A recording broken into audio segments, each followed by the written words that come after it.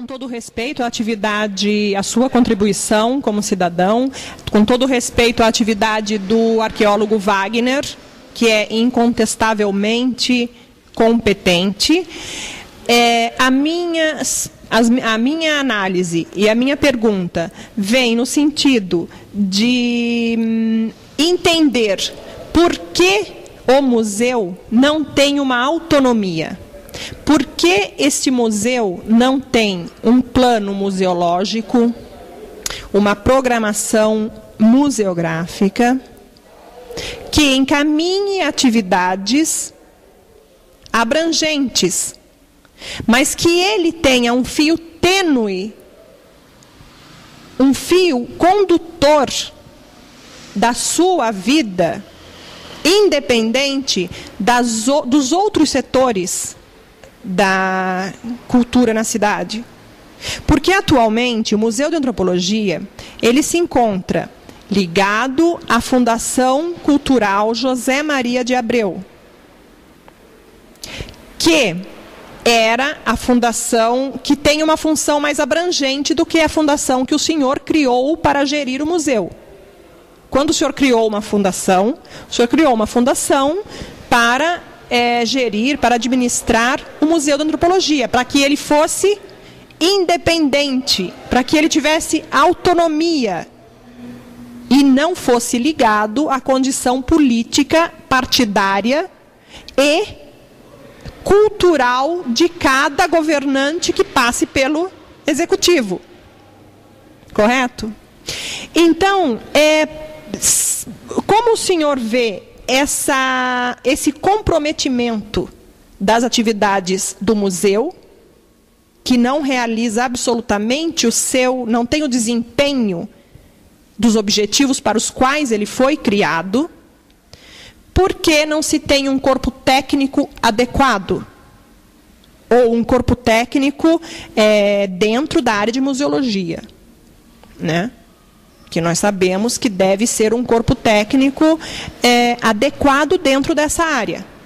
É claro que depois o museu ele deve ter o arqueólogo, ele deve ter o historiador, mas ele tem que ter, inicialmente, um projeto, o plano museológico dele, independente desse arqueológico ter que viajar para trabalhar em todas as outras cidades do Vale do Paraíba, ou em uma cidade, ou em todas as outras cidades, como o senhor disse, que todo o vale é descoberto a nível não tem a atuação porque faltam arqueólogos.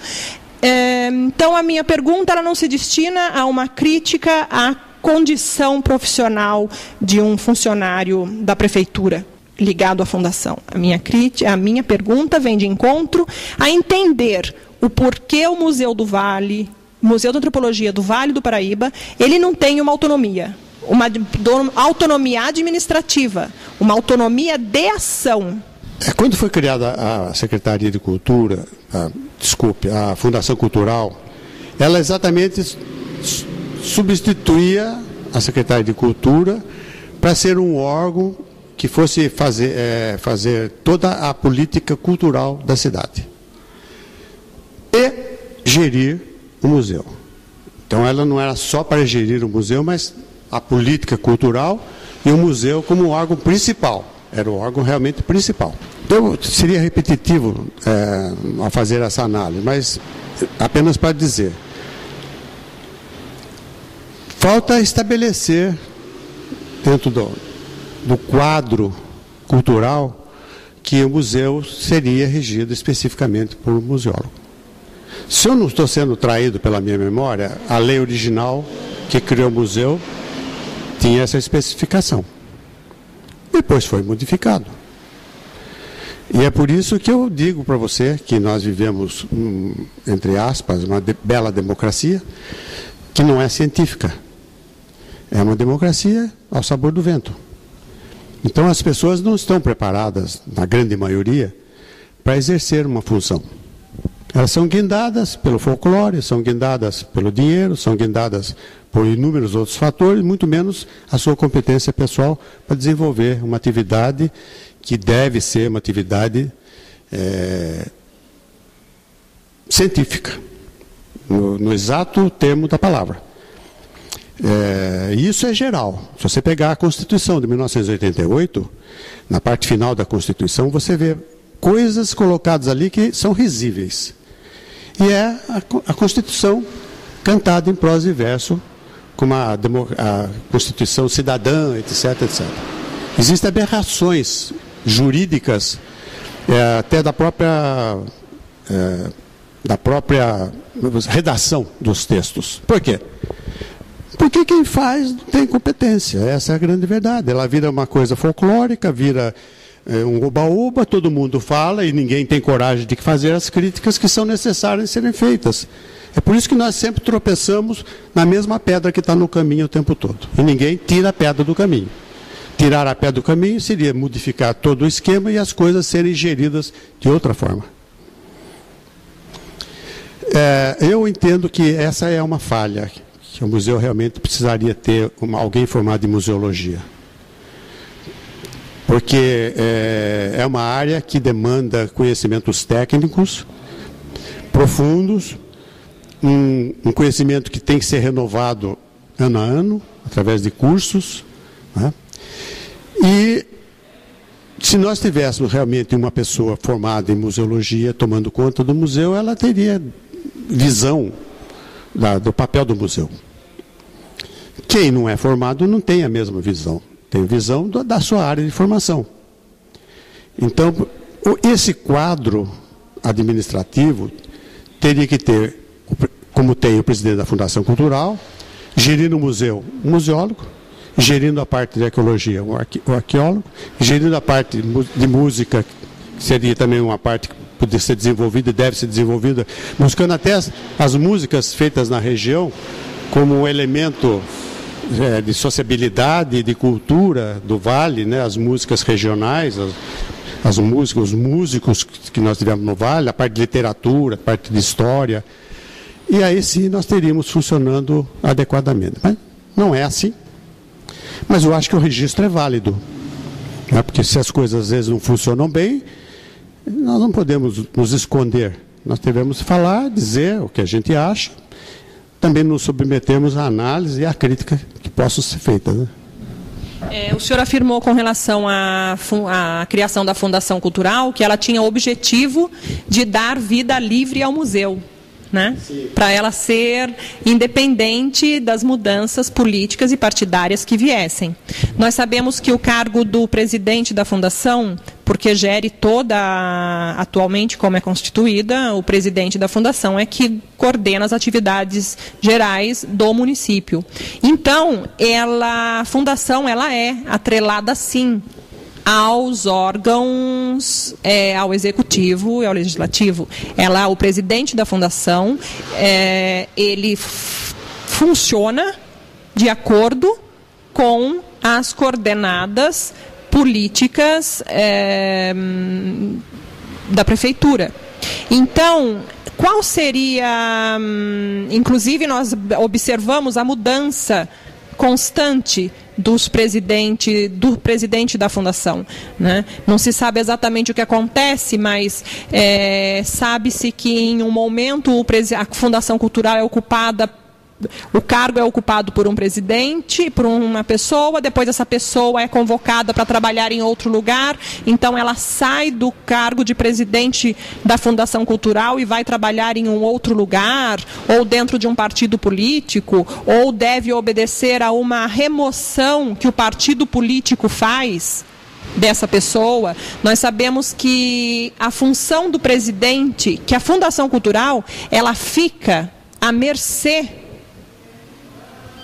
das vontades do conjunto político partidário, inclusive, né? Como eu disse, uma alcova do museu é utilizada para guardar os cavaletes de exposições. Isso vem da vontade de um dos presidentes, de uma das pessoas que ocupou o cargo de presidente da Fundação. Existem tantos outros exemplos que toda a população sabe que esses presidentes, essas pessoas, quando ocupam o cargo de presidente da Fundação, elas fazem o que elas querem e ligadas fazem o que querem, ligadas ao partido e ao executivo.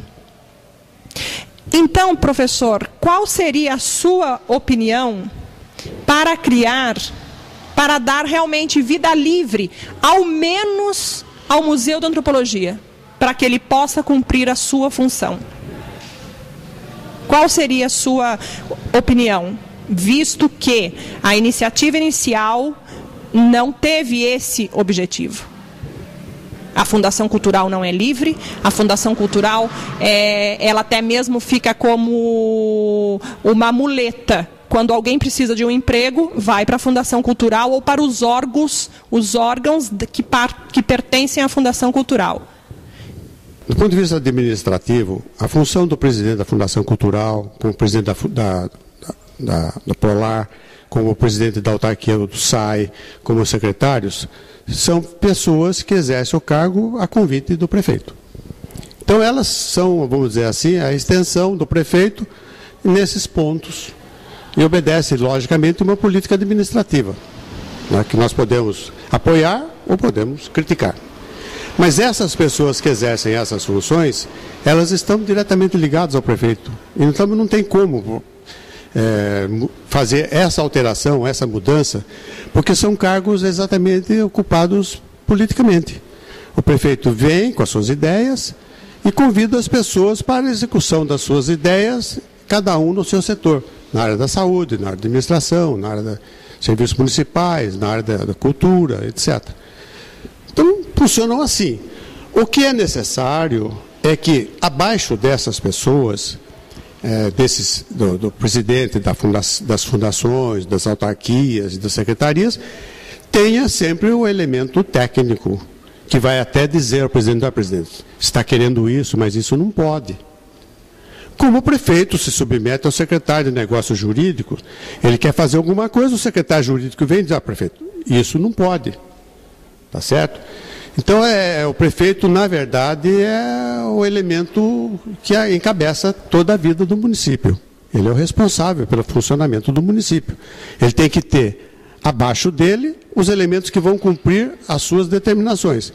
E cada um desses tem que ter, abaixo de si, alguém que seja técnico, que vai dar a orientação e dizer: isso pode, isso não pode. Isso existe para fazer isso, não pode ser feito aquilo. Entendeu? É assim que funciona a administração pública. O que não pode é, abaixo daquele que vai ter o poder de decisão, ter pessoas que sejam incompetentes e não lhe dê a sustentação técnica, científica que ele precisa. Entendeu? Mas tem um detalhe importante nessa sua resposta.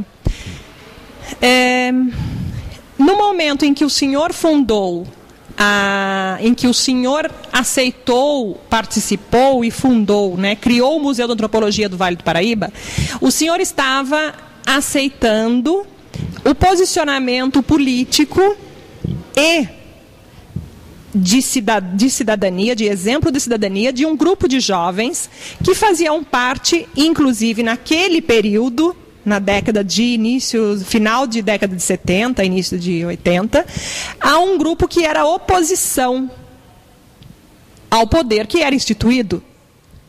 Não? Era praticamente o período de abertura política, estávamos saindo da ditadura, e esse grupo que teve, que veio do seio da sociedade organizada, esse grupo tinha um posicionamento contrário ao poder instituído. E o senhor, mesmo sendo de uma outra tendência partidária, o senhor aceitou, conviveu e atuou junto com esse grupo político, que tinha o objetivo de criar em Jacareí um museu, que depois se tornou o Museu da Antropologia, mas a ideia era criar um museu para que se preservasse os bens culturais dessa cidade. O que o senhor me fala, professor, disso? Porque, de acordo com a sua última resposta, nesse momento do final da ditadura, o senhor tomou uma atitude exemplarmente moderna. Inclusive eram pessoas que eram politicamente contrárias, né? O importante é que eles tinham um objetivo bom. Estavam querendo fazer alguma coisa. Você fez essa observação a respeito dos jovens que eu convidei, que eram de política contrária. Isso eu fiz conhecendo que por trás de cada cidadão jovem que estava participando, tinha um aspecto político, que era diverso ao que eu pensava. Mas eu tinha que valorizar os aspectos positivos desses jovens, que era a criação de um museu em razão do prédio que tinha sido demolido na frente do museu, que era o Colégio Antônio Afonso, que foi a residência, que era uma residência também. Por sinal, quando eu estive com o Sr. Max Pfaffer, que foi secretário da Cultura antes do Cunha Bueno, eu fui à Secretaria da Cultura e levei uma planta onde tinha o prédio antigo, que nós queríamos para o museu, e o prédio que foi demolido. E disse, até recordo bem a posição que eu estava de pé também mostrando, falei, secretário, esse prédio é o prédio que nós queremos preservar para o museu, então precisaria ser tombado. E esse prédio da frente, esse foi tombado no sentido comum da palavra. Ele parou, olhou bem, prefeito, repete isso que o senhor está falando. Ele queria ver se ele ouviu direito o que eu estava contando, porque ele ficou indignado que um prédio desse porte, que também foi uma casa, uma residência, tinha sido demolido, tinha sido destruído. Ele é o Sr. Max Pfaffer, ele é da família Pfaffer, da fábrica de papel de Suzano, que é um homem culto, rico, e ele exatamente foi o primeiro contato que nós tivemos com a ideia do tombamento do prédio para o museu. E o prédio da frente serviu para mostrar para ele. Foi exatamente a demolição desse prédio que fez com que esse grupo de estudantes movimentasse a ideia da construção do Museu de Antropologia. Do museu, que até então era museu. Não tinha ainda a terminologia Museu de Antropologia. Isso só foi aparecer com a doutora Valdisa Camargo Guarnieri, que era professora de museologia na USP, lá na rua Maria Antônia, em São Paulo. Eu agradeço ao professor Benedito Sérgio Lencioni essa entrevista e quero que o senhor fique à vontade para acrescentar o que o senhor achar ainda necessário. Muito obrigada. Eu só quero agradecer essa oportunidade, Cezira, de estar falando alguma coisa a respeito do histórico e de uma política cultural, e também avançando um pouquinho, aí, saindo um pouquinho para aspectos políticos, né, da democracia, que nós devemos sempre aproveitar as oportunidades para acrescentar alguma coisa que deve ser discutido de uma forma mais ampla e que possa resultar em algum benefício à população. Período todo que eu estive como prefeito e que pude trabalhar pela cultura, eu fiz conscientemente e que isso era fundamental para uma cidade que é a 13ª que surgiu no Vale do Paraíba, a terceira que surgiu no Vale, portanto Jacareí é uma cidade histórica e nós temos que preservar a nossa história, a história que é o fundamento do presente, né? E sem a qual não se constrói o futuro.